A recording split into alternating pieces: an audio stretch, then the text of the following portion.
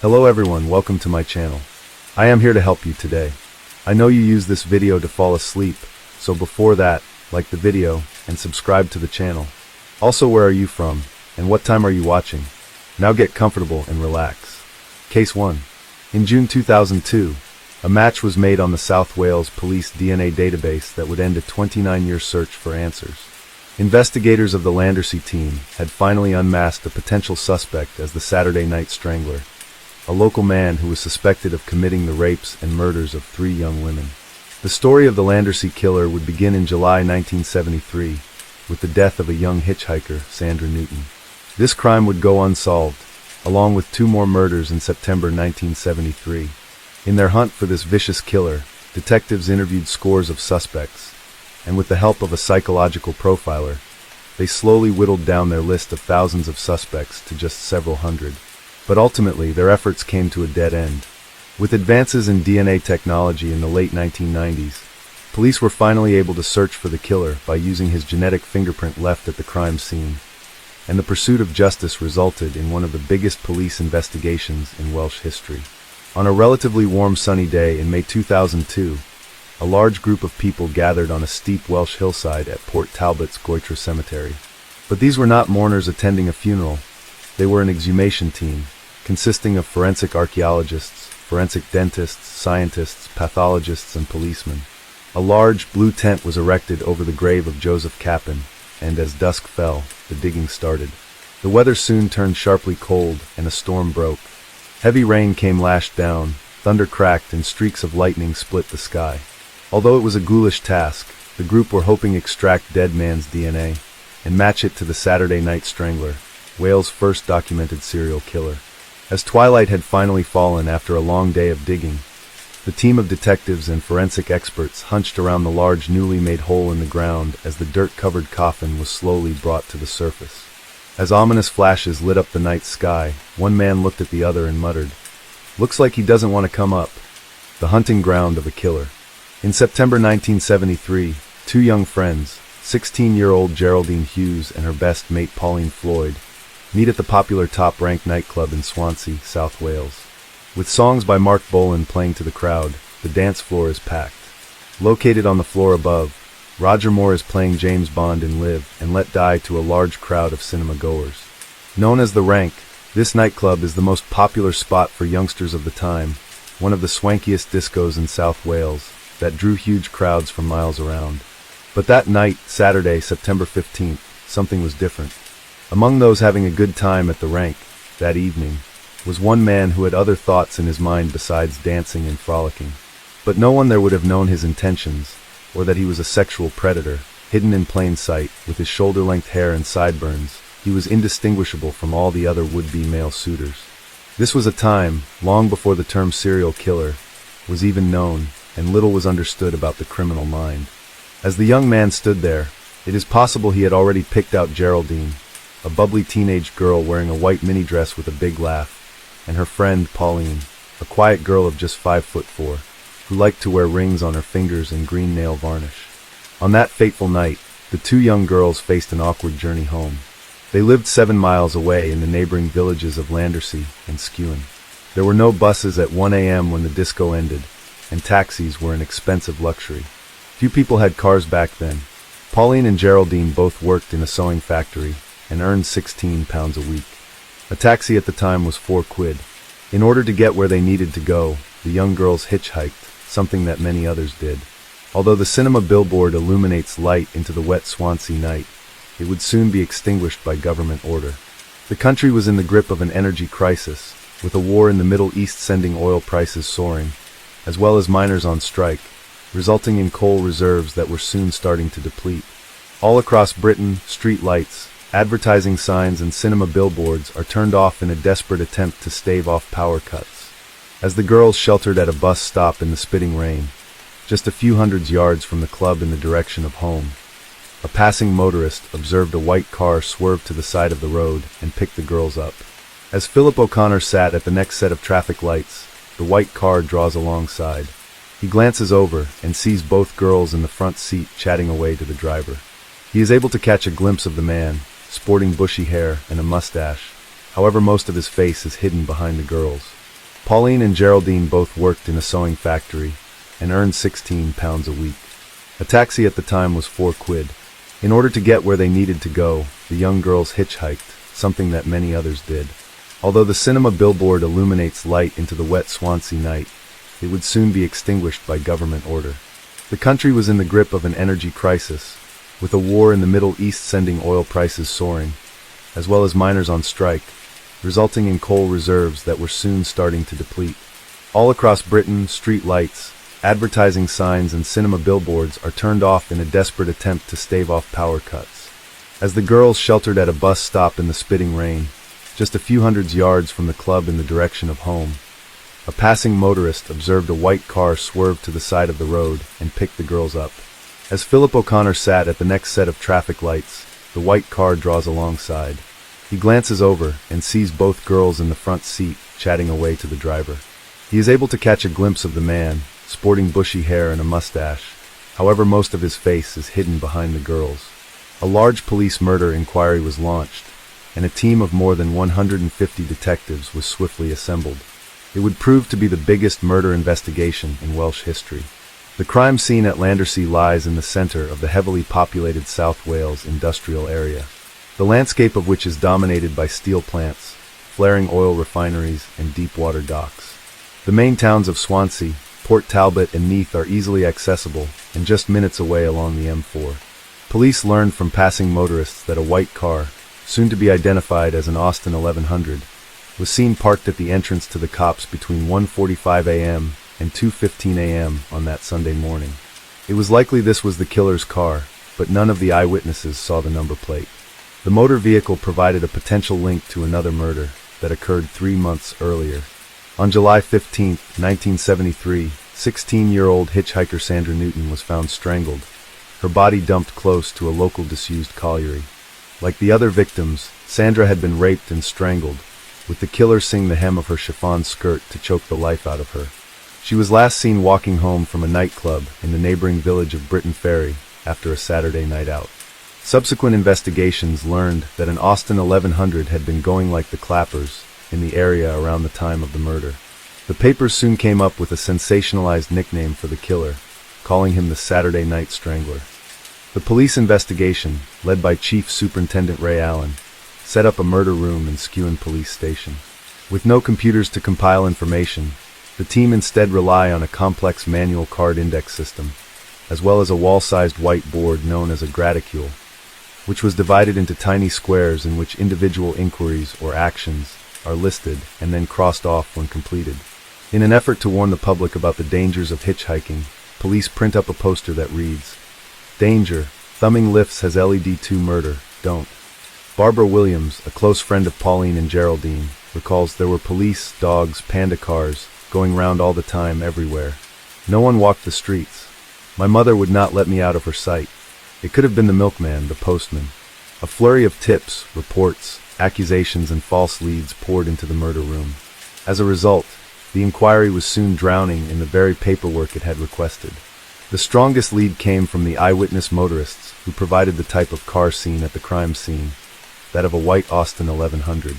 The search for the owner of the suspicious car would prove to be both laborious and time-consuming. In 1973, cars are registered in local taxation offices, and although the team obtained a list of Austin 1100 owners, it involved trawling through the records in each office. This produced a list of more than 11,000 white Austin 1100s. Each owner is visited by members of the team, and they are only eliminated from the inquiry once they provide a statement of their whereabouts on the night in question, and only when this is alibi verified by a statement from someone else. As part of the investigation, police questioned workers who were in the process of completing the final stages of the M4 construction, as well as employees at the steel works in Port Talbot, which comprised some 13,000 men. One line of inquiry saw detectives scour the country after fairground workers, after it was learned that the murders coincided with the annual Neath Fair. Meanwhile, detectives were divided over the inclusion of a third case, one that bore striking similarities to the Landersea murders. The death of Sandra Newton occurred just several months earlier, and at the time, her married boyfriend confessed that they left the nightclub together and had a quickie in the back of an abandoned van. He told police he then left Sandra at the roadside and walked home in the opposite direction. It was the last time he saw Sandra. But the police found the admission of adultery an awkward fact, and in public it was denied that the victim had been sexually assaulted. The quickie the lovers shared was not disclosed. The boyfriend didn't have a license and never owned a car, while Sandra's body is found miles away. This would have meant he was cleared, but there was still a lingering suspicion that he was responsible. The most important piece of evidence the team had at the time was a cast made of a car that had been at the site of the murders. Eventually, the Skewen Murder Room compiles a collection of 35,000 index cards, each containing names in different subject categories such as suspicious acts, rumors, psychics, pregnant women, queer person, and psychopath. This wealth of information helped create a list of 10,500 nominal suspects, 11,000 car questionnaires, 4,000 statements from Austin car owners, and 10,000 miscellaneous statements. But this many tips and eyewitness reports had to be checked, and every piece of paper is supposedly cross-indexed, a mammoth task that proved overwhelming for the investigating team. In an effort to appeal directly to the public, Chief Superintendent Allen holds a press conference and requests that the killer's relatives to turn him in. We are pretty certain he is being shielded by someone, could be a woman, could be a relative, or someone close to him. That Sunday morning, his shoes must have been muddy, his clothing could have been bloodstained. This man is sick and needs medical attention. He could kill again unless we can get him to a doctor. Let the police know about him before he kills again. We will look after him. But no one turns him in. By mid-1974, the murder investigation is quietly wound down, and the inquiry has run out of credible leads. The Saturday Night Strangler had escaped justice. But the pain for the families of the victims never went away. On the third anniversary of the murders, Geraldine Hughes's mother Jean organized a protest march comprising 50 of her sewing factory workmates to 10 Downing Street. And there the group stood, under the watchful gaze of the number 10 staff, with their handmade banners proclaiming, "Bring back hanging." Jean Hughes posed for the photographers holding her 9,000 signature petition and said, "I can't accept what happened to Geraldine. It has left me very bitter," she said. "If they ever catch the person responsible, they should hang him. I want him to feel a rope around his neck like the girls felt." But her march on Downing Street is futile, and she does not achieve what she set out to do. Britain's government is preoccupied with troubles at home, such as industrial strife, economic meltdown, and rebellious unions. Besides, even if they did agree to bring back capital punishment, in this case there is no one to hang. Back in South Wales, the trail has gone cold. But the investigation, like any unsolved murder, was never officially closed. When the Landersea murder inquiry was wound down, all of the boxes of evidence and boxes of statements, along with much of the girl's clothing, was shipped to Sandfield's police station in Port Talbot. There it stayed for nearly 30 years. But due to the passage of time, some of the boxes of statements had got damp, ruining the information contained within. Thankfully, the most valuable forensic material, such as the girl's underwear, was retained in dry storerooms at the Home Office's Forensic Science Labs in Chepstow. In the intervening years, the case was reviewed with a new investigating team, who trawled through the paperwork and questioned a new suspect. But this was more of a formality than a serious investigative venture. Even with the advent of DNA technology in the mid-1980s had little influence. This was mainly because these early DNA tests required a fresh sample of DNA material the size of a 10-pence piece, or even blood or semen, in order to extract a successful DNA profile. The stains on a Landersea victim's clothing from a decade earlier were of no use, and as each review closed without a conviction, the chances of catching the Saturday Night Strangler faded with every passing year. By 1998, a new technique had been developed in the form of a low copy number DNA test that could utilize just a tiny speck of DNA material. The girl's clothing and swabs of DNA taken from the crime scene were sent to a specialist research lab in Birmingham for testing. But this new test was a long, protracted, and complex process, which involved separating the DNA of the girls and the killer, which had become intermixed in the 25-year-old samples. It would take almost 2 years of work before the scientists could get a result. But this was only in the form of a partial profile of the killer's DNA from Geraldine. While the result from Pauline was unambiguous, a full genetic profile that could be expressed as a string of numbers. This small measure of success now meant that the police had, at last, a genetic fingerprint of the killer. But what they didn't know was his identity. In order to locate him, A search was made of the Criminal National DNA Database, NDNAD, that holds 1.7 profiles, but the Landersea killer wasn't one of them. If justice was going to catch up with him, detectives would have to go looking for him. January 2000 saw the establishment of Operation Magnum, an official reinvestigation of the Landersea murders some 27 years after the killings. This new criminal investigation was considered as an unprecedented, with no previous unsolved British murder, and possibly even no unsolved murder case throughout the world and in history, has ever been successfully reinvestigated so long after the event.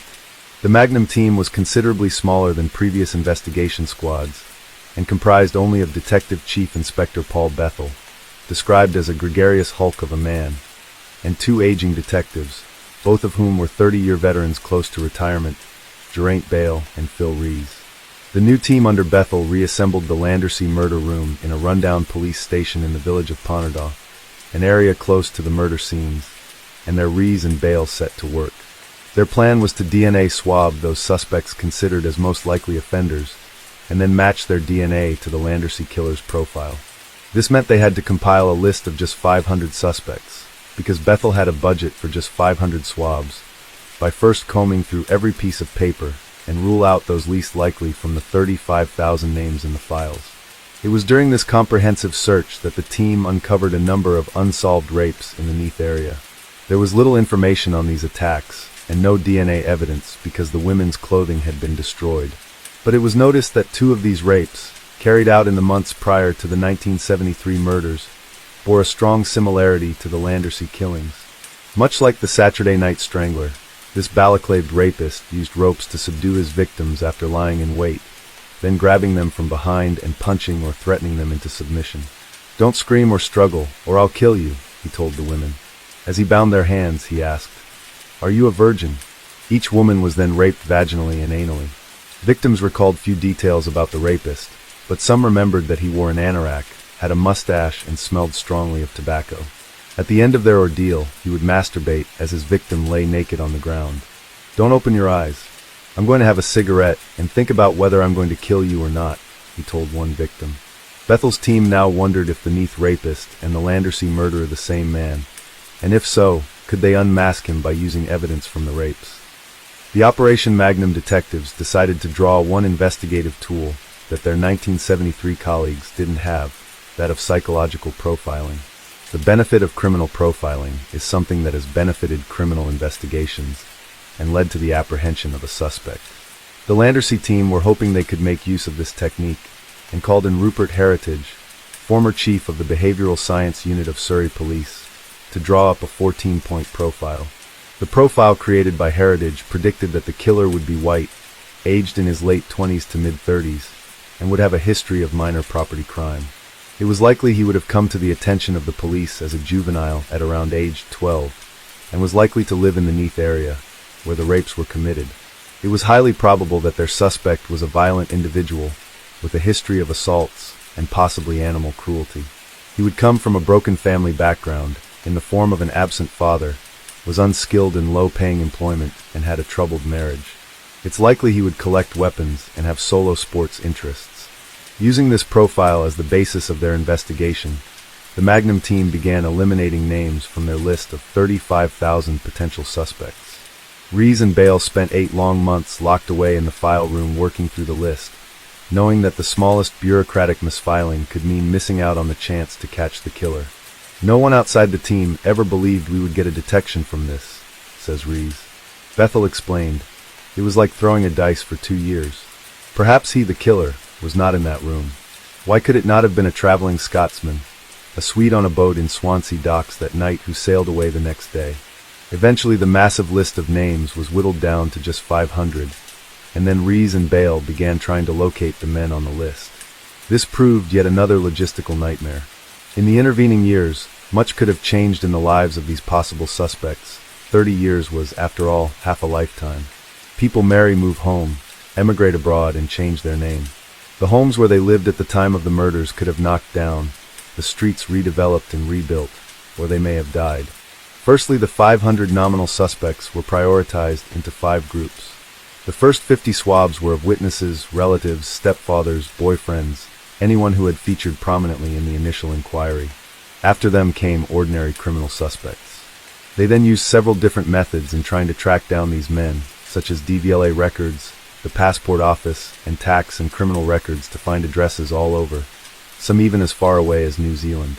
Once the nominal suspect was located, the Magnum team had to persuade each man to volunteer his DNA. We were looking for a particular tree in a forest. In order to find it, you had to cut down all the other trees. The beauty of DNA is that you can once and for all eliminate a suspect, says Bethel. Over the next 8 months, none of the 353 men whose DNA was requested refused to provide a sample. Such a refusal would, of course, have automatically triggered suspicion, but many of the men on their list were not happy being questioned about sex murder that occurred over 30 years ago. Selling double glazing must be easier than selling a DNA test. It usually took 2 hours. The easiest people to deal with were those with convictions. They just wanted it out the way. We ended up swabbing in barges, taxis, and hotel rooms. The worst was always their sitting room in front of the wife, says Rees. When the DNA test results started coming back, the team waited patiently for the moment they finally got their man. But that moment never came. Each time a nominal suspect was swabbed, the team were, in turn, presented with yet more paperwork generated by the failures. A typical example of this was nominal suspect number 200, named Joseph Capin, who it was learned lived on the Sandfields estate in Port Talbot. In August 2001, Rees went to Capin's address to collect his DNA sample. His ex-wife, Christine Powell, was still living there at the property, but Rees learned that Capin wasn't. He had been dead for the last 12 years. Rees had to check her claim against the local death register, and then reassigned Capin to the dead pool, where the names of nominals ended up while the team tediously awaited final elimination by cross-checking with family members' DNA. 2 months later, in October 2001, the Magnum team had their first breakthrough. DNA specialist Dr. Jonathan Whitaker, who had been working on isolating genetic material from evidence in the Sandra Newton case, had managed to extract a profile from swabs taken from Sandra's body. It was a 3-way mix, says Bethel. Sandra, the boyfriend, and an unknown individual. But the unknown matched the profile from the Landersea murders. It was the same man. Now, for the first time, all 3 cases were definitively linked to the same perpetrator. The killer had dumped Sandra's body in a water culvert close to the disused Garth Colliery. This culvert was so remote and well hidden that it could have been known only to someone local. I knew we'd get him then, says Rees.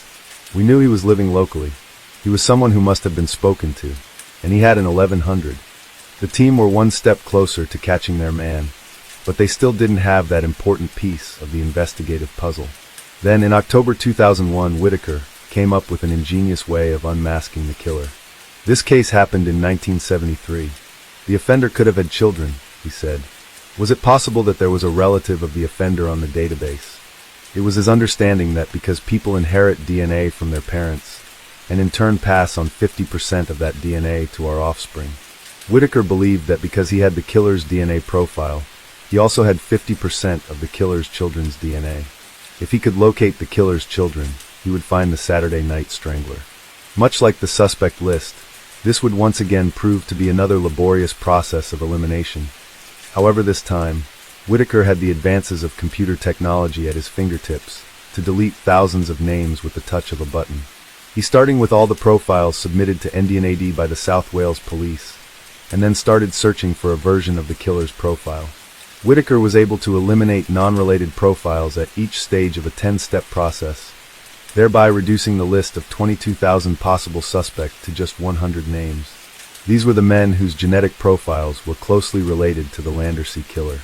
It was a unique way to pinpointing the search to just a small list of people.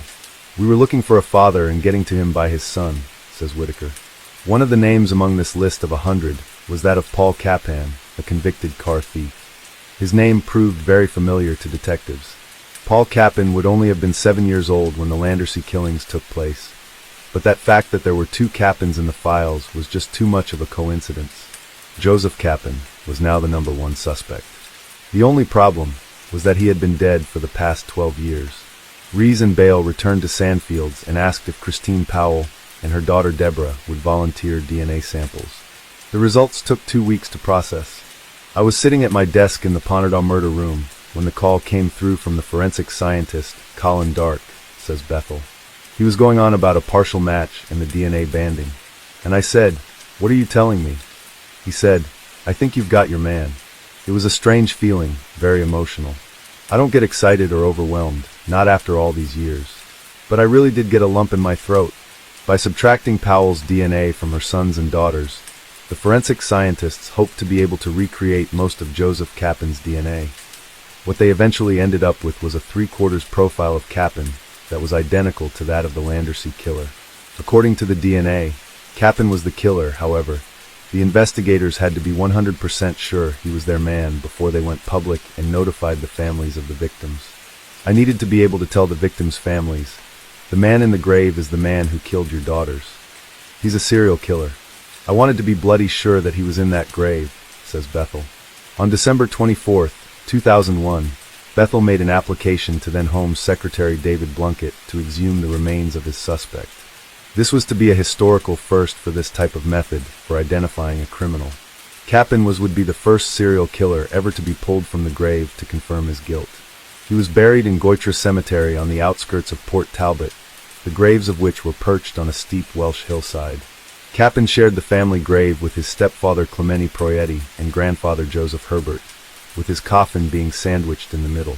In order to exhume his coffin, all three would have to be dug up, with no guarantee there'd be any viable DNA to collect. It took 5 months for the permission to exhume Kappan to come through. In the meantime, the manhunt above ground continued. There were hundreds of questions we wanted answered. Where did he kill Sandra? Did he know the girls? Had he carried out other attacks? How did he get away with it? Who was he, says Rees. He and Bale interviewed anyone and everyone who had associated with Kappan, while his name was given out to the local newspapers. Unknown victims soon began to come forward. The team began the process of learning everything they could about Joseph Kappan, in an effort to piece together his history, become acquainted with what type of person he was, and ultimately understand how a man could become such a monster. Joseph Kappan was born on October 30th, 1941, as Joseph Margam. One of 7 children, he grew up in Port Talbot, and was eventually raised by his stepfather after the breakup of his parents' marriage. He came to the attention of the police at the age of 12, exactly as the psychological profile developed by Rupert Heritage had predicted. He spent many years in and out of prison, and had a string of minor offenses, more than 30, for car theft, burglary, assault, and robbing gas meters. When not serving a prison sentence, Kappan worked as a driver of lorries or buses, and gained some measure of notoriety as a bouncer. But he never held down a job for long, preferring to hobble, meaning he signed on for Social Security benefits and continued to work for cash on the side. Although he occasionally smoked cannabis and may have done a bit of dealing, his biggest habit was smoking tobacco. He chewed it and smoked as many as 20 Old Holborn roll-ups a day, enough to stain his teeth. And as the Neath rape victims recalled how the perpetrator smelled strongly of tobacco, it also made his clothes smell strongly of cigarette smoke. He had few friends. Kappan was a very deep individual, a loner, says Bethel. Lots of people knew of him, but no one really knew him. He'd go to pubs 2 or 3 a night. He was always out. He'd even be on the darts teams, but he never really drank, 1 or 2 drinks a night. He never wanted to lose his self-control. At the age of 20, Joe Kappan met his future wife, Christine, who was 17 at the time, on the beachfront at Port Talbot. It was 1962, and no one had any money in those days, says Christine Powell. You'd go into a cafe, get a coffee for 6 pence, and hang out. It was September and cold. The first thing that attracted me to him was that he bought me a hot chocolate to warm my hands. It was the first kind thing anyone had ever done for me. The couple were married for 18 years before divorcing in 1980. Christine described that when they first met, Kappan was a catch. She remembers that the 6'1" Kappan had a dark, almost Italian complexion with slate blue eyes. He was a physically imposing figure, and long before it was ever fashionable, Kappan worked out with dumbbells. Unlike many of the young men of that era, he had wheels. Joe was my first boyfriend. I didn't know about sex, men, women, or anything. He was tender and affectionate. He was always obsessed with cars. There were always 5 cars and bits in the front garden. He was always doing them up. Christine became pregnant during the summer of 1963, and the couple married in February 1964. There would be no honeymoon. 10 days later, Joe got sent down for 3 years for breaking into houses to rob gas meters. Their daughter Deborah was born in the April, and it wasn't until August 1965 that Christine would see him again. It was during his release on day parole to attend his grandfather Joseph's funeral. At the wake, with a warder downstairs, Joe dragged Christine into an upstairs bedroom and had sex. It was then that she became pregnant with their second child, Paul. By the time he was released from prison, Capin was a father of 2 children he had never met. But he soon settled into the role as head of his household. The couple moved to the Sandfields estate, and there the family lived what turned out to be an unhappy life together. Joe never bonded with the kids, only with Beverly, who came along in 1974, says Christine. We lived on the social. As a family, we did not have 2 pence to rub together. I could not rely on him for money, as he was always in and out of jail. He did stupid things, she said. He'd see some lead, pinch it, and then get sacked. He did not have proper money. If he hobbled, he might give me 20 pounds, but that was it. He had a car, which was his luxury. Often he'd take money out of my purse. But soon their relationship would take a darker turn. I thought it was natural for men to hit women, Christine continues. I thought all men were violent. He used to rape me every 2 weeks. It was against my will.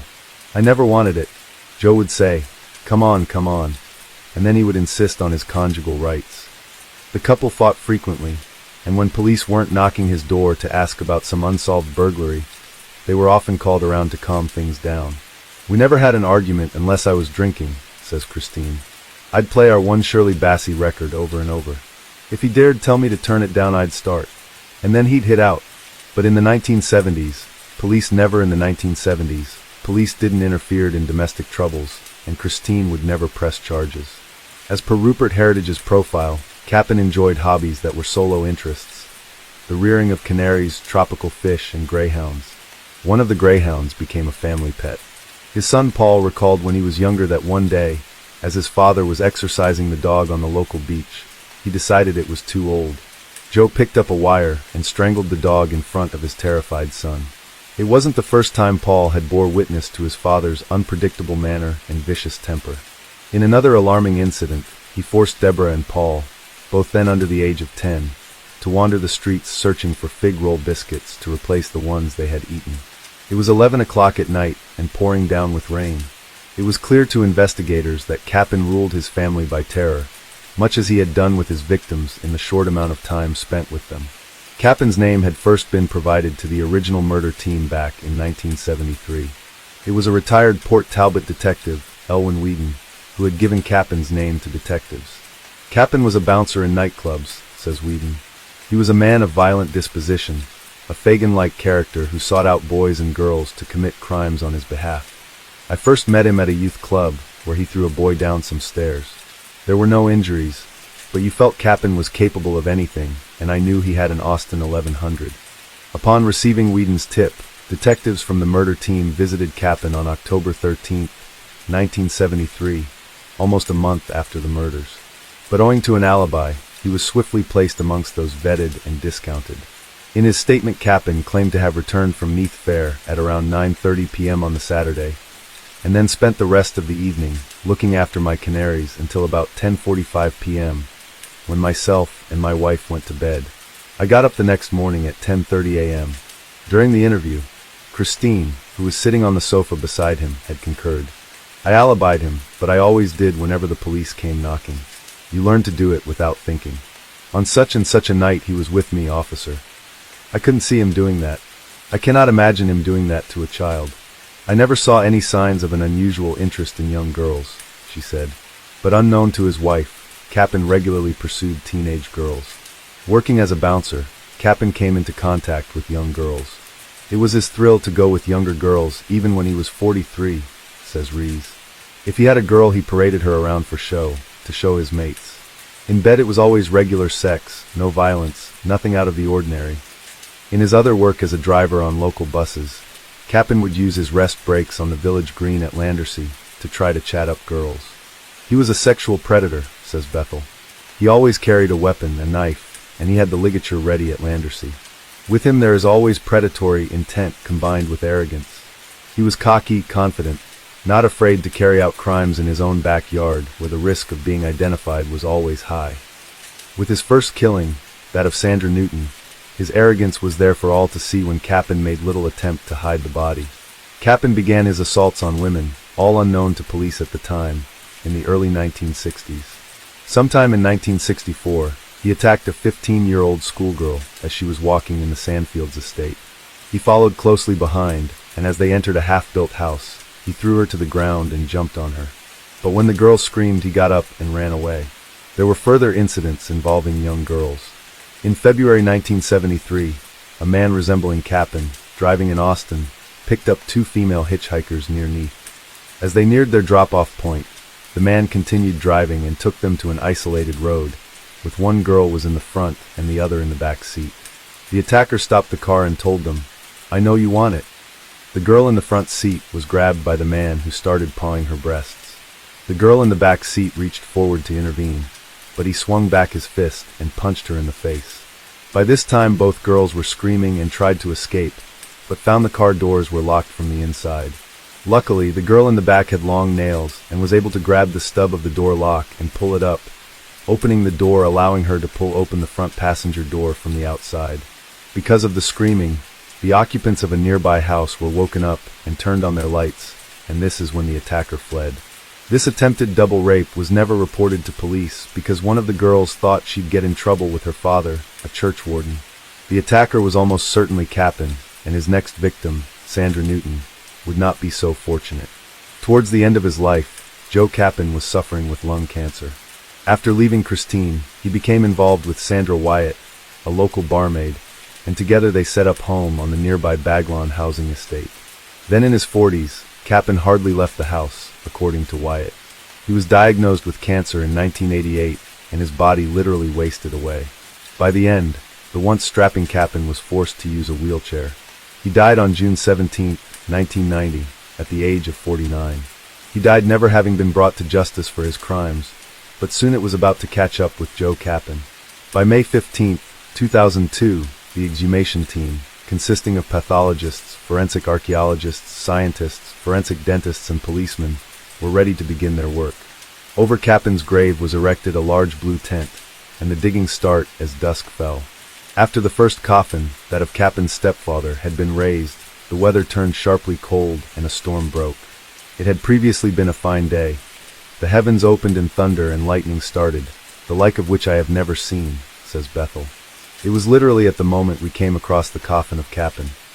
There was a tremendous sense of foreboding, he said. Is this evil being uncovered? I remember saying to the team, he doesn't want to come up.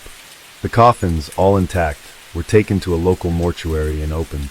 It was there that Bethel finally came face to face with his prime suspect, some 30 years after the crimes. Teeth and a femur from the leg, the likeliest sites for DNA to survive, were removed by forensic scientists and sent for DNA analysis. Their work done, Kappen and his relatives were swiftly reburied. 3 weeks later, the DNA test results came back. It was Joseph Kappen. The Operation Magnum team had mixed feelings about their victory. To be honest, I was disappointed, says Rees. It was a letdown. You're not going to pull him in. It wasn't like arresting him and taking him to a court of law. But for Bethel, there was now final resolution in a case that had haunted investigators for decades. Operation Magnum, the hunt for the offender responsible for the Landersea murders, is closed. We are not looking for anyone else.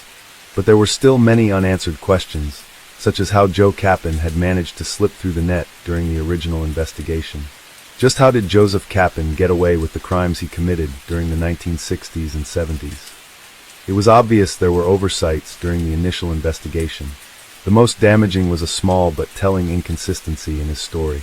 When detectives first turned up at his home, on October 13, 1973, nearly a month after the murders, his Austin 1100 was outside the house on blocks with the wheels removed, probably because Kappen was trying to switch tires after it was reported by the press that the police had a cast of the killer's tire track from the Landersea murder scene. Kappen told the detectives he had put the car on blocks the day after the murders. However, in police logbooks of random stop and check operations in the week after the killing, Kappen and his car were logged as being on the road. No one in the original police team made this startling connection. Without the convenience of logging the data with a computer, which would have made cross-referencing this information just a keystroke away, Kappen's lie went unnoticed. Since 1973, it has become clear that serial killers don't stop until they are caught. I can't believe that if an offender is impulsive enough to pick up victims in his locality, risking being seen, that he would have any qualms about committing other offenses around the country or abroad, says Bethel. There have to be other rapes or unsolved murders that could be attributed to him. Cappen's picture has been circulated to every police force in Britain, and every 6 weeks his DNA profile is run against any new cold cases on NDNAD, in an effort to uncover any further victims. For the families of the murdered girls, the long wait for justice has been brought to an end. Their loved ones can finally rest in peace, despite their killer never being brought before a court for his punishment. You know there are evils out there, says Gene Hughes, but you never believe it will touch on you and yours. When it does, it is a lifetime sentence of hell. Now we can close the book on that hell forever. The decades-long hunt for the Saturday Night Strangler, which began inside the dance floor of a 1970s disco, ended when the perpetrator was disturbed from his grassy tomb and finally unmasked. Case 2.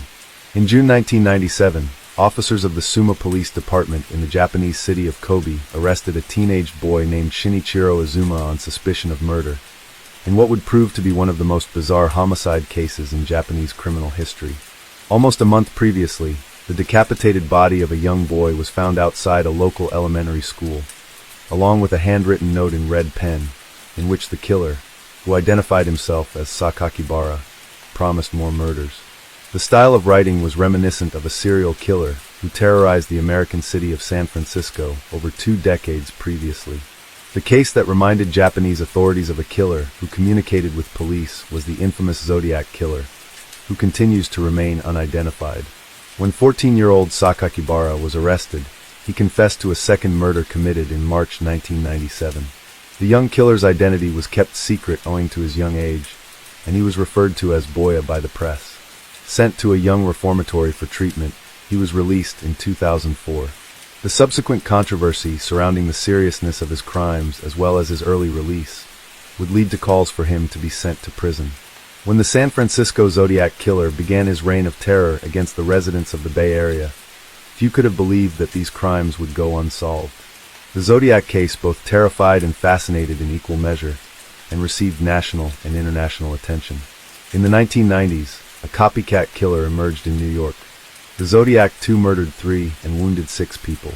Then, in mid-1997, the influence of the Zodiac Killer was felt at an elementary school located in Suma, Kobe, the Japanese capital city of Hyogo Prefecture, where a twisted killer used the Zodiac crimes as inspiration for his own. On the morning of May 27, 1997, several hours before students began their classes, the janitor at the Tainohata Elementary School made a gruesome discovery. Placed at the gates near the entrance to the school was the decapitated head of a young boy. When police arrived on the scene, they discovered that the perpetrator had inserted something inside the victim's mouth. It was a note, written in Japanese and also containing some misspelled English words such as "shul killer." With a distinctive style and red ink lettering, the note made reference to future murders and challenged the police to catch him. This is the beginning of the game. Try to stop me if you can, you stupid. Police, I desperately want to see people die. It is a thrill for me to commit murder.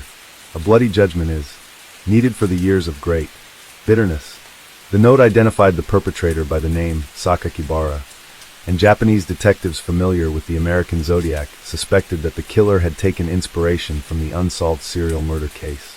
Police suspected the killer had hoped the remains would be discovered by the neighborhood kids, parents, and school staff, something that would have caused fear and panic among the local residents. The janitor who came across the victim reported to police that in the week preceding the discovery, he found on school grounds the remains of 2 mutilated cats with paws cut off along with several dead pigeons. The victim was eventually identified as June Hayes, an 11-year-old student of Tainohata Elementary School who attended a special needs class which was made up of children with mental and/or physical disabilities. The body of the young boy was later found hidden underneath a local house.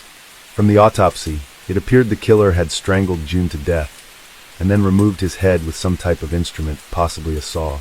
There were no witnesses who saw the killer place the victim's head, and police had no idea what the motive was behind the killing. It wasn't long before Sakakibara made contact again. This time he sent a letter to the Kobe Shimbun newspaper on June 6, 1997, in which he claimed responsibility for the strangulation and decapitation of June Hayes, and threatened that more killings would follow soon. This letter, which was delivered in a brown envelope with no return name or address, and was postmarked June 3rd, contained 3 pages that comprised some 1,400 words. Written in the same red ink, it included a 6-character name that can be pronounced as Sakakibara Sito. This name, which in the Japanese language means a variety of words such as alcohol, rose, fight, saint and devil, was also used in the first message that was left in the mouth of June Hayes. The letter began with the phrase, "Now it's the beginning of a game," and went on to state, "I am putting my life at stake for the sake of this game. If I'm caught, I'll probably be hanged. Police should be angrier and more tenacious in pursuing me. It's only when I kill that I am liberated from the constant hatred that I suffer and that I am able to attain peace. It is only when I give pain to people that I can ease my own pain."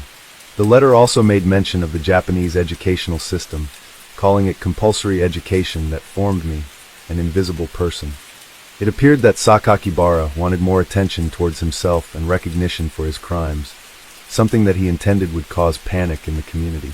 During the initial press coverage, the Japanese media mistakenly reported the name of the killer as Onabara, which translates to Demon's Rose.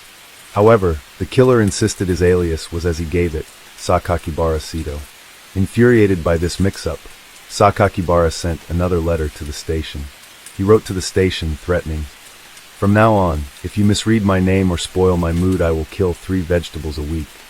If you think I can only kill children, you are greatly mistaken." This use of the word vegetables would later be explained by the killer, referring to people around him. Having learned this term from his parents, who had once told him, "If you are nervous at your athletic meet, picture the people around you as vegetables." It appeared the killer wanted and craved more recognition and attention towards him and for his crimes. It appeared likely that Sakakibara had intended to imitate the Zodiac killer, possibly because he wanted to be immortalized in the same way other serial killers had been by society and the media. The hunt for the killer ended more or less as quickly as it began. Just 1 month after the horrifying discovery of June's head on the gates of the school, police made an arrest in the case. On June 28, 1997, a 14-year-old junior school student was arrested and questioned in connection with the murder. Because of Japanese laws prohibiting the mentioning of minors' names by the press, the suspect was only referred to as Boya in articles and news reports. Despite attempts to keep his identity a secret, at least one Japanese tabloid published both his picture and real name after he was released. Shortly after his arrest, the boy confessed to the February 1997 attacks on 3 schoolgirls, who were lucky to escape unharmed, as well as another murder, that of a 10-year-old girl, Ayaka Yamashita, who was found fatally bludgeoned with a steel pipe on March 16, 1997. After the attack, Boye wrote in his diary, "I carried out sacred experiments today to confirm how fragile human beings are. I brought the hammer down when the girl turned to face me. I think I hit her a few times, but I was too excited to remember." The following week, on March 23rd, he wrote, "This morning my mom told me, poor girl. The girl attacked seems to have died. There is no sign of me being caught. I thank you, Bamoto Kishin, for this. Please continue to protect me." Investigators were unable to learn the meaning or identity of Bamoto Kishin, which continues to remain unclear. Not much is known about the young boy's childhood, except that he was known originally to enjoy torturing and killing small animals before progressing onto young children. He wrote in his diary, "When I advanced to junior high school, I had already become bored of killing cats, and gradually found myself fantasizing about how it would feel to murder human beings like me." He admitted to mutilating a variety of animals, including decapitating pigeons, and recalled one particular story in his childhood when he lined up a row of frogs in a street and rode over them with his bicycle, as well as mutilating cats and decapitating pigeons. He also enjoyed playing with dangerous objects as early as elementary school, writing, "I can ease my irritation when I'm holding a survival knife or spinning scissors like a pistol." Although he was deemed by social workers to be mentally unstable, his mother pressured Boye into taking and passing the entrance exams needed to enter a prestigious school. But this pressure only added to his violent and aggressive tendencies, causing him to suffer from internal bitterness, as well as having an effect on his interactions with the people around him. During a search of his bedroom after his arrest, police found thousands of comic books and pornographic videos, which some suggested might have fueled his homicidal killing spree. Some Japanese politicians such as Shizuka Kame were quick to blame the media and society in general, and calling for a restriction of objectionable content, he stated. Movies lacking any literary or educational merit made for just showing cruel scenes. Adults should be blamed for this, and that the incident gives adults the chance to rethink the policy of self-imposed restrictions on these films, and whether they should allow them just because they are profitable. A number of people, including Shojiro Goto, a lawyer who dealt with many false accusation cases, as well as Nobuyoshi Iwata, the former principal of the junior high school that Boye attended, insist that he was wrongfully accused and point out several contradictions in the statements of the investigating authorities. They point to the fact that investigators said that one of the murders was committed by a left-handed person, while Boye is right-handed. The young suspected killer had bad grades at school, and yet his confession was complex, if somewhat cryptic, and contained many elaborate figures of speech and similes, but also contained many absurd statements and claims of things that would be impossible for a 14-year-old to do. Because he confessed to his crimes, Boye was sentenced to a youth reformatory for treatment, mainly because he was under the age of 16, and so could not be tried as an adult. A change in Japan's bicameral legislature lowered the age for criminal responsibility from 16 to 14 in the year 2000. However, after the Sasebo slashing of June 1, 2004, in which Satomi Matarai by 11-year-old Gurula, there has been renewed discussion for the need for further revision. For many, there never any doubt about his guilt. In 2002, the boy's mother visited him in prison and asked him if he had really committed the crimes, to which he confirmed he had murdered both children. In an unprecedented act, the Japanese Ministry of Justice announced on March 11, 2004, that Sakakibara, 21 years old at that time, was to be released on a provisional basis, with a full release to follow on January 1, 2005. Because the government had taken the unusual step of notifying the public, critics have argued that it was likely Sakakibara was not fit for release, and instead should be transferred to prison to serve out the remainder of his sentence. This criticism was further exacerbated some 3 months later, in the wake of the Sasebo slashing. Because he was judged to be cured of his sexual sadism and compulsion to kill, Sakakibara was released on parole in 2004. Due to the seriousness of the crimes and the fact that they had been committed by a minor, Sakakibara's name and new residence were intended to remain a highly guarded secret. However, his real name, Shinichiro Azuma, had already been leaked by the press and circulated on the internet since June 29, 1997, according to journalist Fumihiko Takayama. Originally, both the public and victims' families were notified of his release and whereabouts. However, after 2004, he was no longer required to report his location and soon dropped out of sight and from public security. Living his life largely anonymous, it wasn't until 2015 that he would again feature in the news, when he decided to release a tell-all book that would bring him back into the spotlight. On June 10, 2015, Sakakibara, then aged 32, released his controversial autobiography through Oda Publishing titled Zeka. His memoir, which served as a recollection of his crimes and time in prison, would vividly recount the murder of June Hayes, the details of which had never been reported by the media. Azuma claims to have strangled and eventually decapitated June Hayes on the slopes of a nearby mountain using a hand saw. He then carried the boy's body into the bathroom at his home, where he locked himself in and committed a deed far more heinous than murder. This deed, to which he alludes, most likely refers to the committing sexual acts with June's corpse, as Sakakibara calls himself an incorrigible sexual deviant. Around 10,000 copies of the first edition of Zeka were given the green light for publication, something the victims' families were not made aware of beforehand. The president of Oda Publishing, Satoshi Oka, said in a statement, "We have never had the opportunity to read the personal account of a juvenile criminal at this level.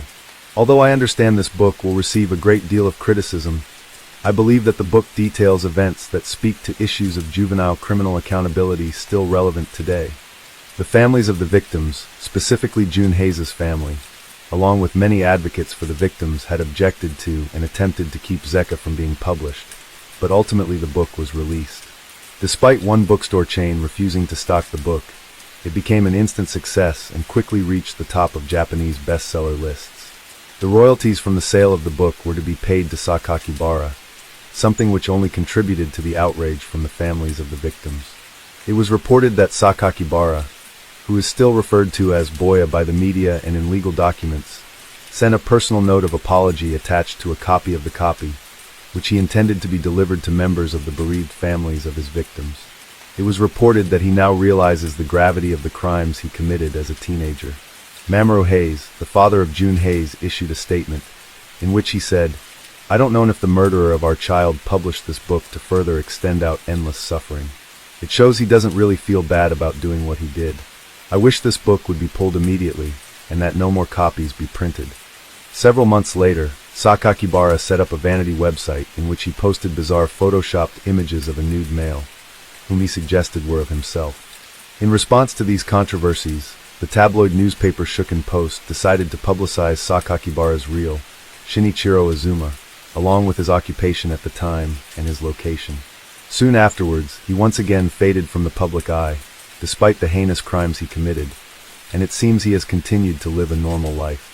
Because of the callous and inhumane nature of his crimes, and the fact that he was one of the most infamous of child killers, the murders committed by Sakakibara were the primary reason why the Diet lowered the age for criminal responsibility in 2000 from 16 to 14 years of age. But it would come too late to stop his release at the age of 21, and after only 6 years he completed his rehabilitation sentence as a medical juvenile reformatory and was set free. His case sent shockwaves throughout Japanese society, and due to the similarities between his letters and those of the San Francisco Bay Killer, Sakakibara would be referred to as Zodiac 3 by some publications. Although he was caught and served a sentence for his crimes, there has been much debate about whether or not justice had actually been served, and if the murderer of 2 young children had really been punished. One thing is certain about the Sakakibara murders committed by a minor, that it was horrific and unprecedented. Case 3. On October 9, 1949, at a remote area of Griffith Park, the tattered purse of Jean Spangler was found. It was all that was left of the Hollywood actress and model, who had vanished after leaving her home in Los Angeles just 2 days previously. Among the items found in her purse was a handwritten note addressed to some called Kirk, and made mention of a doctor. It soon became apparent that the young woman had been leading a life of secrets that no one knew anything about. Police began their investigation by attempting to locate the Kirk mentioned in the note, and would eventually question a known Hollywood actor about Spangler's disappearance. But no one would be charged with any crime, and although there are many varied theories concerning her disappearance, such as a botched abortion or her alleged involvement with Los Angeles gangsters, no trace of Jean Spangler has ever been found and her mysterious disappearance remains unsolved. During the 1940s, the city of Los Angeles was a dangerous place for a young woman at night, and from 1941 onwards, there were many cases of women going missing and being murdered. One of the most high-profile of these was the brutal killing of Elizabeth Short, whose dismembered and mutilated body was found dumped on a vacant lot on January 15, 1947. In August 1949, widow and socialite Mimi Boombauer went missing. 5 days later, her handbag was found, but there was no trace of fun-loving Mimi. It was that same year when Jean Spangler vanished, leaving no trace of her whereabouts. Born in Seattle, Washington on September 2, 1923, Jean Elizabeth Spangler and her family eventually moved to California, where she attended Franklin High School in Los Angeles. As a teen, Spangler had danced with the Earl Carroll Theater and Florentine Gardens. Upon her graduation in 1941, she met Dexter Benner, a manufacturer whom she married after a whirlwind romance the following year. However, the marriage was not a happy union. Eventually, Jean filed for divorce, citing cruelty, but the couple continued their on-off relationship, and Spangler gave birth to a daughter, Christine, born April 22, 1944. Spangler soon found herself engaged in a long and bitter custody battle with her former husband over their daughter, with Banner initially granted custody of Christine in 1946. He reportedly denied Spangler the right to see her daughter. However, by 1948 the dispute was eventually decided in her favor. With her background as a dancer and model, Spangler was attempting to break into acting, and by 1949, she appeared to have succeeded in her determination to make it in Hollywood when she was cast in bit parts in several films. She also appeared as a dancer in several uncredited roles, including in Walter Lang's 1948 film When My Baby Smiles at Me, the 1949 comedy Chicken Every Sunday. Her last role would be in the musical drama Young Man with a Horn, released after her death in 1950. At the time she went missing, 27-year-old Spangler lived with her mother Florence, 5-year-old daughter Christine, brother Edward, and sister-in-law Sophie, on Colgate Avenue in the Park La Brea residential complex near Wilshire Boulevard. At around 5 p.m. on Friday, October 7, 1949, Spangler left her home in Los Angeles for what would be the last time. As her mother Florence was out of town visiting family in Louisville, Kentucky, she left her daughter with Sophie, who would later tell police that Jean told her she was meeting with Benner to discuss a late child support payment. Spangler said that after meeting with her ex-husband, she was going to work on a night shoot for a film, about which she gave no further details. She came downstairs and asked how she looked, Sophie later told reporters. She smiled at me, and then her little girl, Christine, asked where she was going. Going to work, Jean answered again, but she winked at me when she said it. It was not unusual for her to work late in the afternoon, as a bit part extra involved in night shoots. Some 2 hours later, Spangler called home and spoke with Sophie to ask about her daughter and to tell her sister-in-law that she would have to work the full 8 hours and would probably not return home that evening. The following morning, October 8, Spangler had still not returned home, and Sophie went to the police and filed a missing person report. When police questioned Benner about her statement to Sophie that she was going to meet him about his child support payments, he claimed that he had not seen his former wife for several weeks. His new wife, Lynn Lasky Benner, to whom he had been married only 1 month, corroborated his story. A saleswoman at the farmer's market, only a few blocks from Spangler's home, recalled seeing her browsing around 6 p.m., and noted that she appeared to be waiting for someone. Though Spangler had told her sister-in-law that she was going to work on a film set after she met with Benner, police checked with Screen Extras Guild, who confirmed to investigators that Spangler had no call for work that night, as well as the TV studios, who stated they had no record of her employment that night. On October 9, 1949, 2 days after she vanished, Spangler's purse was found by Griffith Park employee Henry Angu, near the Ferndale entrance of Griffith Park in Los Angeles, situated approximately 5.5 miles from her family home. Hoping to find further evidence at the park, a group of 60 police officers and over 100 volunteers searched the 4,107-acre natural terrain park, but no other clues were found that might indicate what happened to Jean Spangler. The purse was the only piece of evidence found by police, and beyond this last physical remnant, no trace of Spangler could be found. Alarmingly, both of the straps on one side of the purse were torn loose, as if it had been ripped from her arm. There was no money in the purse, and Sophie told detectives that her sister-in-law had no money when she left her house the evening of her disappearance, and so the police ruled out robbery as a motive. Over the course of the following week, Griffith Park was searched by over 200 volunteers and law enforcement, and during the search, one volunteer's dog dug up a denim Los Angeles County Jail uniform in a shallow hole, but no other belongings of Spangler were found. Because murders of wives are most often than not committed by a person close to the victim, be that a partner, lover, spouse, or ex-spouse, many suspected for a time that Dexter Benner murdered his ex-wife in a case of the husband did it. In the case of Jean Spangler, the person who had the most to gain from her death was her ex-husband, Benner, who once had sole custody of their daughter, and according to those close to the family, wanted that returned. At the time she missing, police apparently questioned Benner, who said he hadn't seen Spangler for several weeks. On October 27, 1949, Benner had been awarded temporary custody of his daughter in a court battle with Spangler's mother Florence, to whom he denied visitation with Christine because he said she was upsetting his daughter by referring to her missing daughter, and also defied a court order that he permit Spangler's mother to visit the child.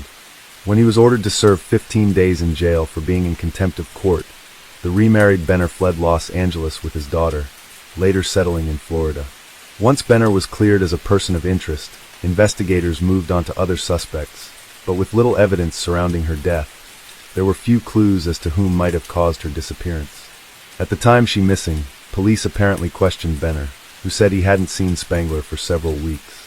On October 27, 1949, Benner had been awarded temporary custody of his daughter in a court battle with Spangler's mother Florence, to whom he denied visitation with Christine because he said she was upsetting his daughter by referring to her missing daughter, and also defied a court order that he permit Spangler's mother to visit the child.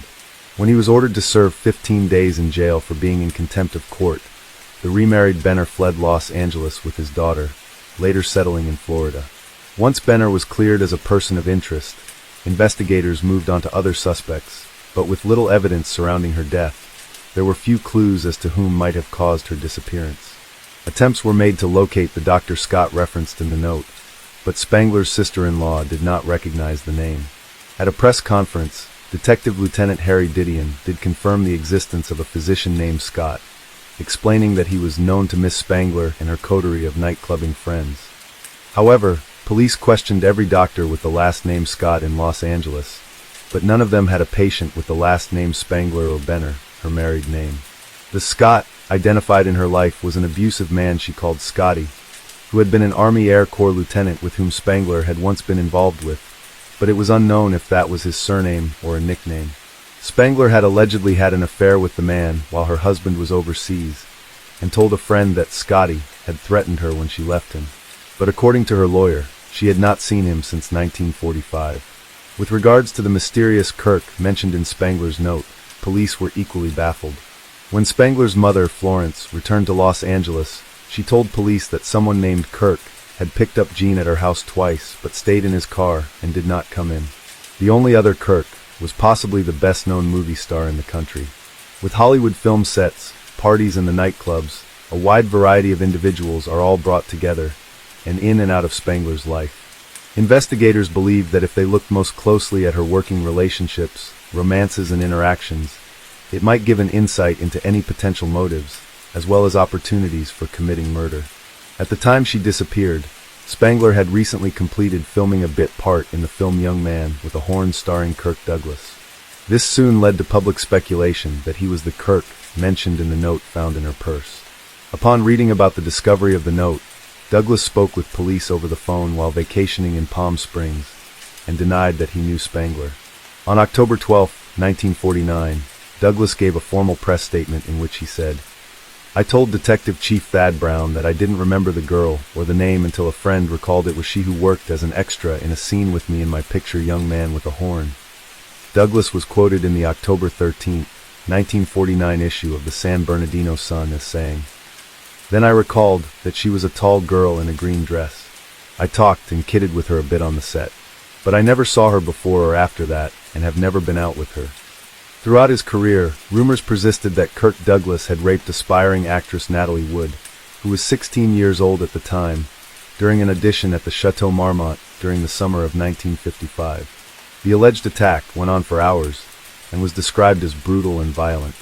Spangler had also told her friend, actor Robert Cummings, that she was having a casual affair at the time, but did not reveal the identity of the man. When Cummings asked her if it was serious, she responded, "No, but I'm having the time of my life." Spangler's girlfriends with whom she regularly attended nightclubs told police that she was 3 months pregnant when she disappeared, and that she had talked about having an abortion, which at the time was illegal.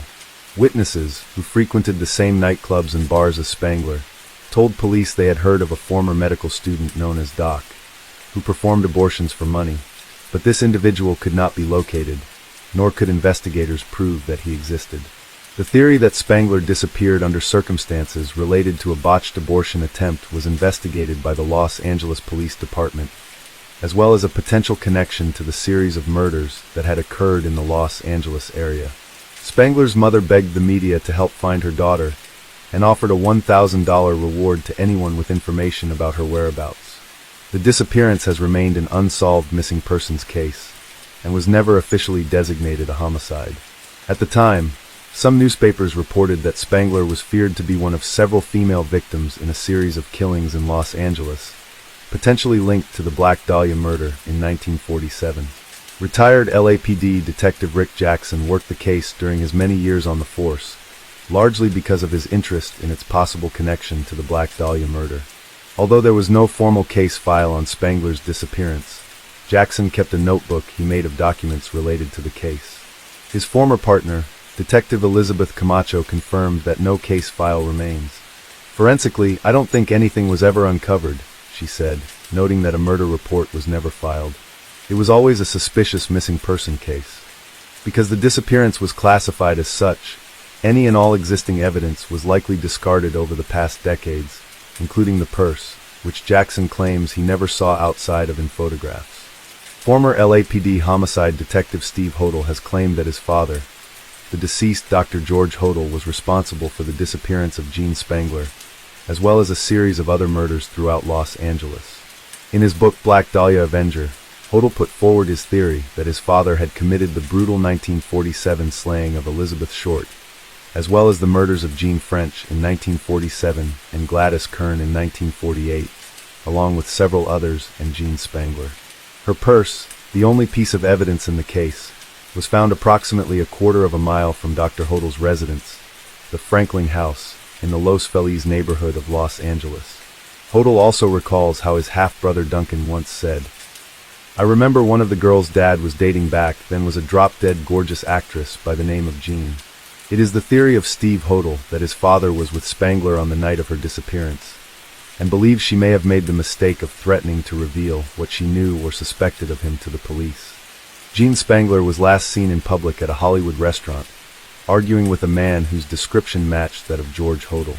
This was the final sighting of Spangler during the early morning hours of October 8th. A popular radio DJ of the era, Al the Sheik Laser, who conducted tableside interviews, reported seeing Spangler at a Sunset Strip restaurant at about 2:30 a.m.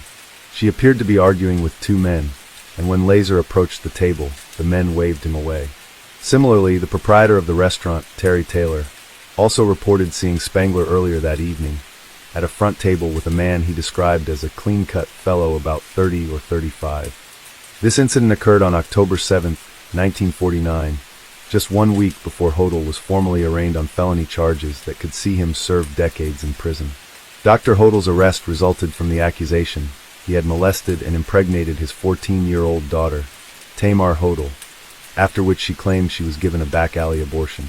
Steve Hodel said of his father, he was performing abortions for the rich and famous, and a lot of police officers if their girls got in trouble.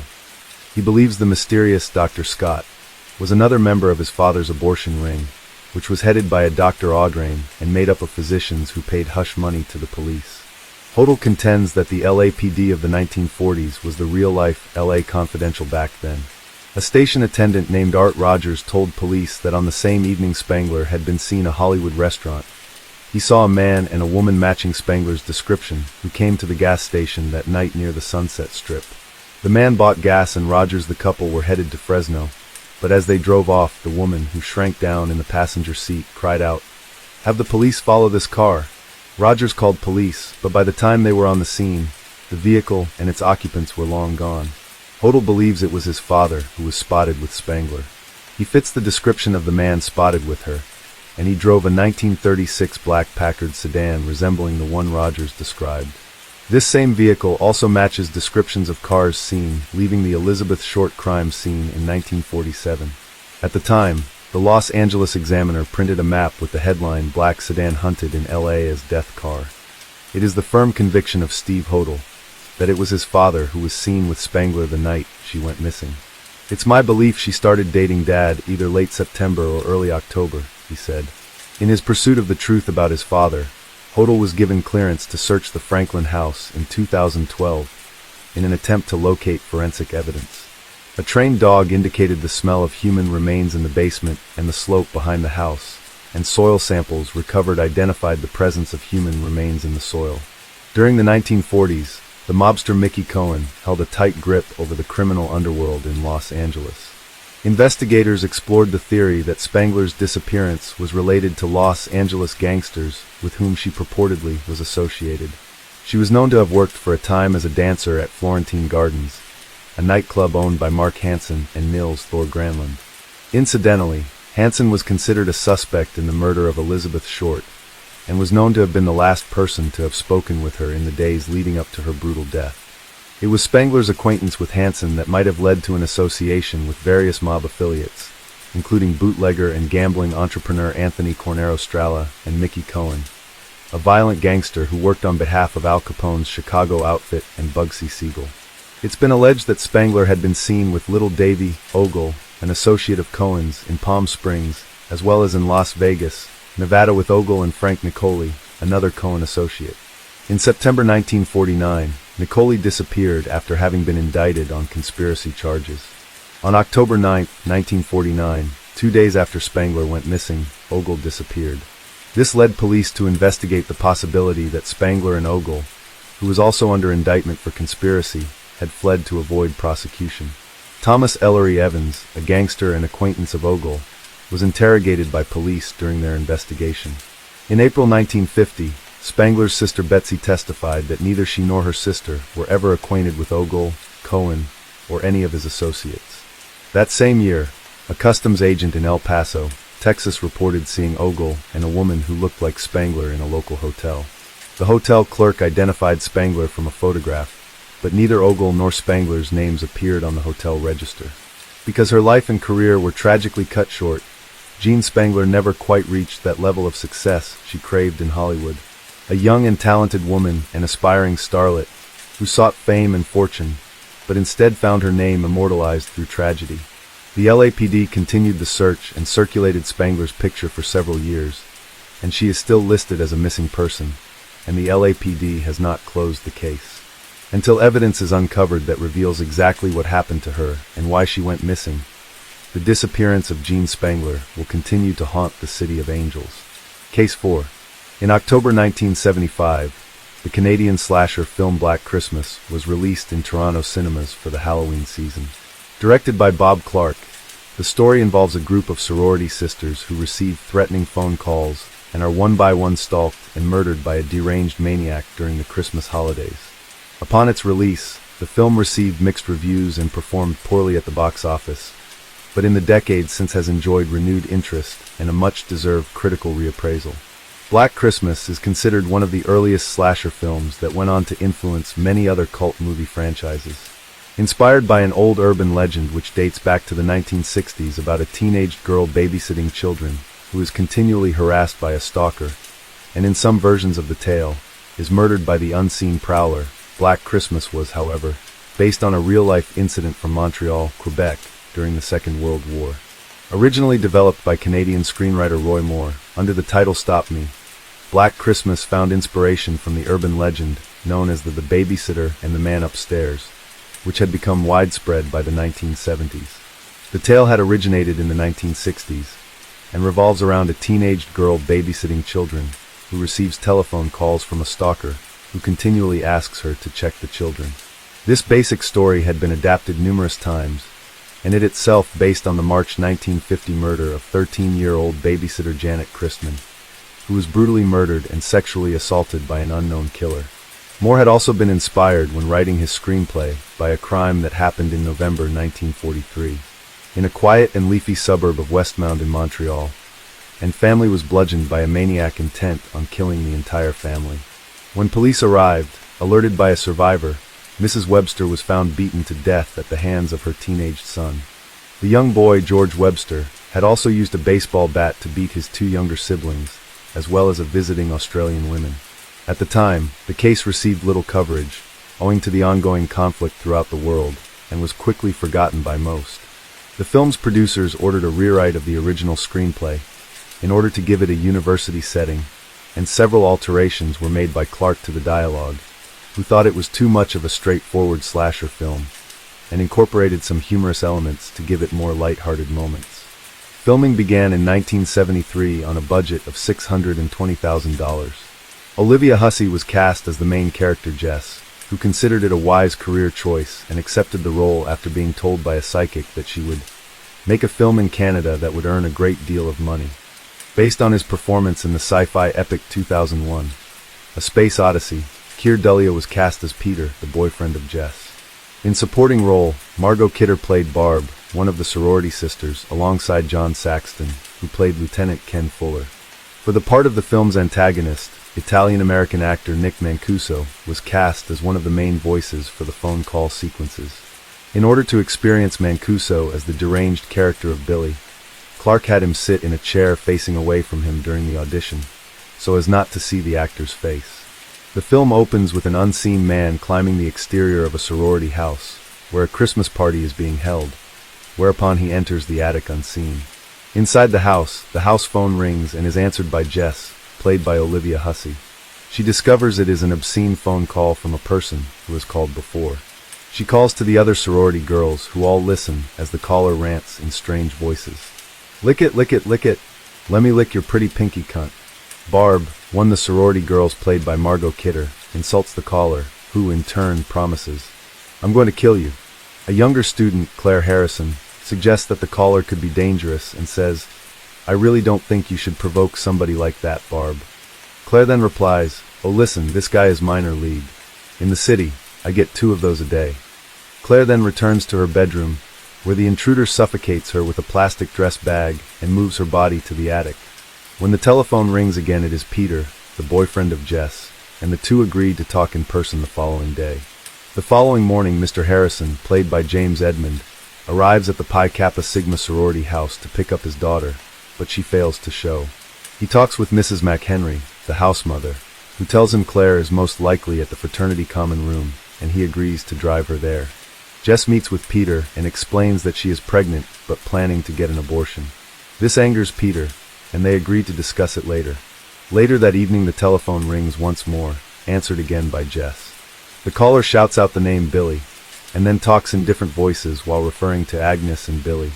Jess hangs up abruptly. The next day, Mr. Harrison and 2 of the sorority sisters are in town attempting to report Claire as missing, but the desk sergeant doesn't take the report seriously. Jess talks with Chris Hayden, who says he hasn't seen Claire since the previous night.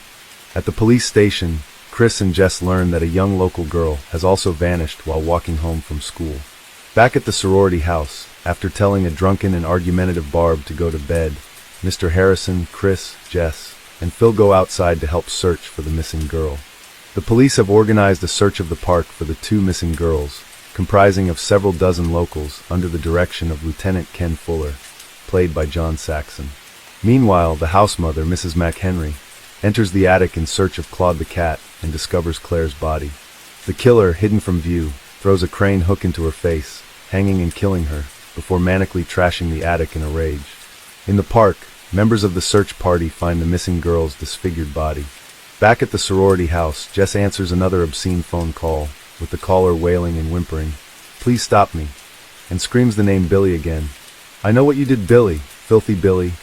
She tries to find the house mother, without success, and calls to file a report with the police, only for Peter to surprise her by jumping out from behind, emerging from upstairs. She tells him that a young girl was found murdered in the park, and that Claire is still missing. He tells her he is quitting and leaving, and attempts to persuade her into marriage, but she refuses and reaffirms her decision to have an abortion. He threatens that she will be sorry if she goes ahead with the abortion. As Peter leaves angrily, Lieutenant Fuller arrives with a telephone lineman to bug the phone. Fuller requests to see Claire's room, where he asks them questions about Claire's boyfriend Chris Hayden, and if she had any emotional problems. The police leave a marked police car outside the sorority house. After Fuller leaves, the deranged killer talks incoherently to Claire's corpse in the attic. Jess goes to help Barb after she wakes screaming after having a nightmare and suffers an asthma attack. While carol singers are outside, the killer moves to Barb's bedroom and their murders, stabbing her to death with a glass figurine. Jess experiences another unnerving phone call, in which the caller restates part of the argument she previously had with Peter. Lieutenant Fuller calls her to say the attempt to trace the call failed, and asks her about her boyfriend Peter. When talking to Phil, Jess worries that Peter could be responsible, but refuses to believe it. The killer calls again, this time pretending to be Peter, but the call is too short to be traced. Lieutenant Fuller asks Jess about the abortion, and theorizes that Peter could be the prank caller. Phil goes to her room, and is the next to be murdered. Jess gets another phone call, in which the killer alludes to some sort of transgression between 2 children named Agnes and Billy. This time the call is long enough to be traced, and Lieutenant Fuller attempts to contact the officer outside the sorority house, but he has been murdered. Sergeant Nash then instructs Jess to leave the house immediately, as the calls are coming from within the house. Concerned for the welfare of Barb and Phil, she ventures upstairs, where she discovers their bodies. Jess sees the killer for the first time, as he peers through the crack in the doorway, in one of the most iconic scenes of the movie. The killer then pursues her, but she manages to fight him off. Jess runs to the cellar and locks herself in, only for Peter to appear outside one of the windows. He smashes the window, enters the basement, and approaches Jess. The police arrive and hear Jess screaming, then discover her barely conscious in the basement with Peter's bloody body next to her. Believing that Peter was the killer, they put Jess to bed in her room and leave her alone in the house, with a policeman standing guard outside.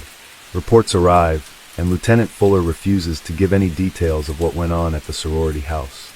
Mr. Harrison faints from shock and is taken to the hospital by police. As the sound of sirens disappear in the distance, the killer's voice is heard from the attic, implying that he is still alive. The still undiscovered bodies of Claire and Mrs.